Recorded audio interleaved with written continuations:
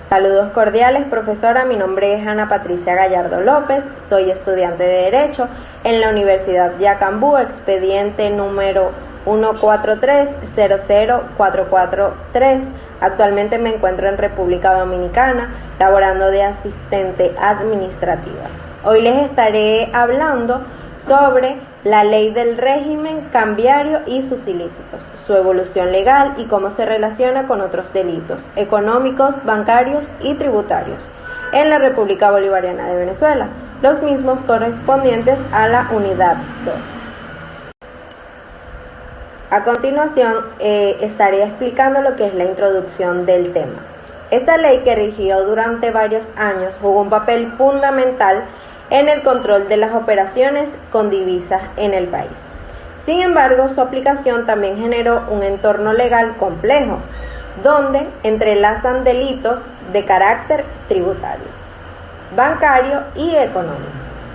A lo largo de esta exposición analizaremos cómo esta ley evolucionó, cuáles eran los principales delitos cambiarios contemplados y cómo se relacionaban con otras figuras delictivas dentro del orden jurídico venezolano. Mi objetivo es brindarle una visión general precisa sobre este régimen legal y su impacto en la economía y el sistema penal del país. Comencemos entendiendo qué es, en esencia, el régimen cambiario. Ahora les voy a explicar lo esencial sobre la ley del régimen cambiario y sus ilícitos, que estuvo vigencia en Venezuela hasta el año 2018. Esta ley fue diseñada para regular el acceso a divisas extranjeras como el dólar o el euro y así evitar su uso indebido. A la misma vez establecía penas y prisión y multas para quienes cometieran fraudes o incumplieran las normas cambiarias.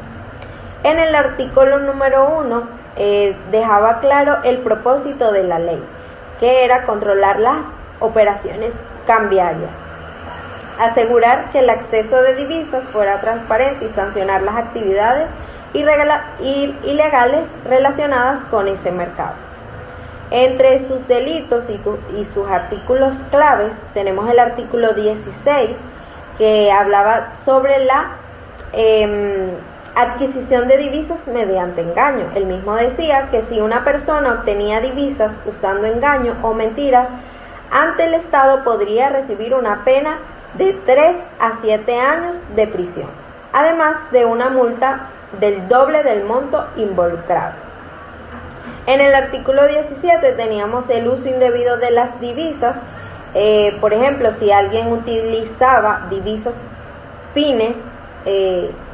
con fines diferentes a los que él mismo había declarado, por ejemplo, si decía que era para importar medicinas, pero las usaba para otra cosa, entonces la pena de muerte era de 2 a 6 años de prisión y multa doble.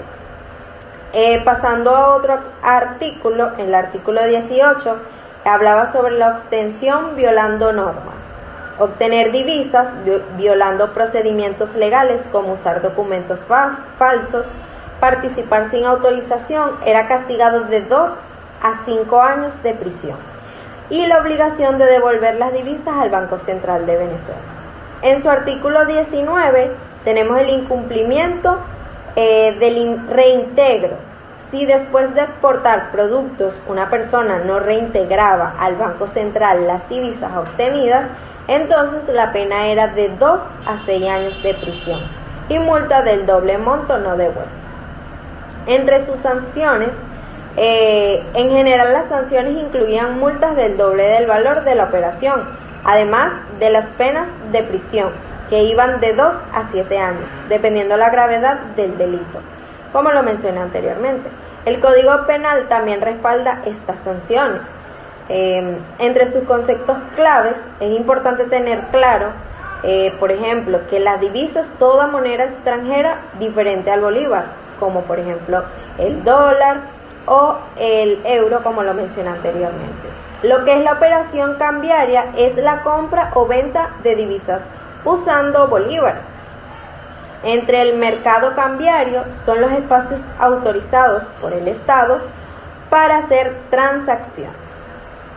Tenemos también que la ley fue derogada finalmente el 2 de agosto en el 2018 por el decreto constituyente 3602, junto con el artículo 138 de la ley del Banco Central de Venezuela. Desde entonces, el régimen cambiario ha estado regulado por nuevas disposiciones. Para culminar con este primer punto, como vemos, esta ley fue una herramienta jurídica importante para controlar el uso de divisas en un contexto económico bastante complejo. Sin embargo, el mismo generó muchas restricciones que derivaron en diversas formas de ilegalidad y conflicto económico. Ahora bien, hablaremos también sobre el Código Orgánico Tributario, que regula las obligaciones fiscales en Venezuela. Entre la definición del delito tributario tenemos que son las violaciones al sistema fiscal, como no declarar o no pagar impuestos correctamente. Entre sus artículos más importantes tenemos el artículo 119 con la defraudación tributaria, con penas de 6 a 6 meses y a 7 años de prisión. En el artículo 121, el mismo castiga cuando los agentes de retención no entregan los impuestos cobrados. En el artículo 125 y 126 se refieren a la prescripción de la acción penal y a las sanciones a coautores. En el artículo 129, el mismo impone penas severas a funcionarios públicos que cometan delitos tributarios. Las sanciones incluyen multas económicas y penas de prisión, sobre todo cuando hay relación con el uso indebido de divisas o defraudación. En resumen, el incumplimiento fiscal también puede estar vinculado a delitos cambiarios y ambos son sancionados con severidad en la legislación venezolana. Ya para culminar, en esta diapositiva hablaremos sobre los delitos bancarios y económicos regulados por la Ley de Instituciones del Sector Bancario y otras leyes especiales. Entre los más graves están la intermediación financiera ilegal sin autorización en el artículo 430, la apropiación indebida de fondos por empleados en el 432 y la falsificación de documentos financieros con penas de hasta 11 años de prisión. En los artículos 433 y 435 también destacan el ciberfraude y la divulgación de información confidencial, sancionados de 8 a 10 años de prisión. En cuanto a los delitos económicos, se incluye el lavado de dinero, el financiamiento al terrorismo, el fraude financiero y la difusión de información falsa, según el artículo 448, todos con consecuencias penales severas. En conclusión, el régimen cambiario de Venezuela buscaba proteger la estabilidad económica, pero también generó muchas restricciones que dieron lugar a ilícitos. La interrelación entre los delitos cambiarios, tributarios, bancarios y económicos muestran cómo las normas financieras deben de ser claras y aplicadas con la justicia. Muchas gracias.